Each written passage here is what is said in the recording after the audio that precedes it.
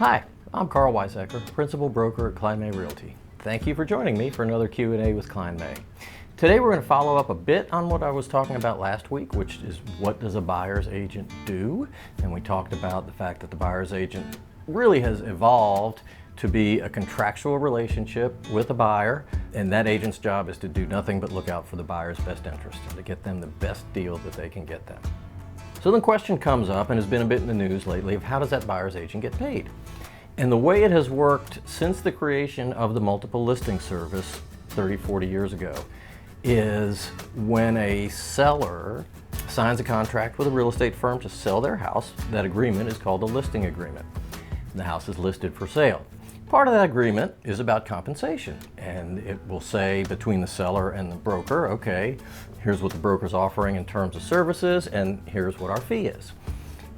A second part of that agreement talks about if somebody outside our firm, a real estate agent outside our firm, brings a buyer that makes an successful offer on your house and ends up buying the house, may we have your permission, Mr. and Mrs. Seller, to split our fee with that other firm. So they have an incentive to do the work and bring buyers to your house.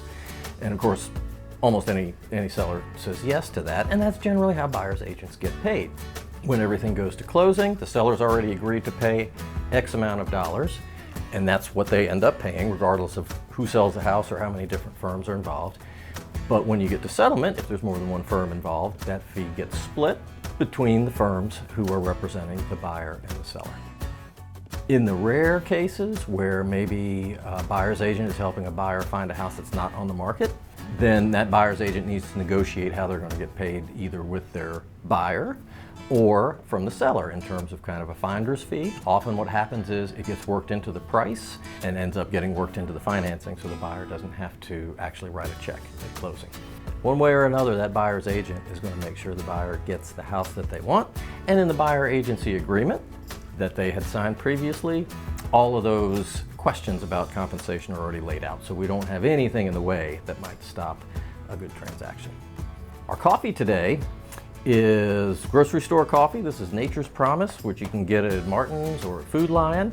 This is their Mexican coffee. If you watch our Q&As much, you know that I love the Central American coffees, the Honduran, Nicaraguan kind of coffees.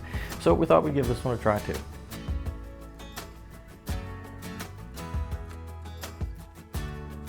And that's very tasty. Similar to the Central American coffees in that it's super, super smooth. A little bit of a lighter taste, maybe a little bit lighter roast. If you've got a coffee you'd like me to try here and tell folks about on our program, or if you have a real estate question for me, please send that to questions@kleinmay.com. As always, there's a link below where you can check out the newest listings that have hit our market in the last 14 days. Thanks for watching. We'll see you next time.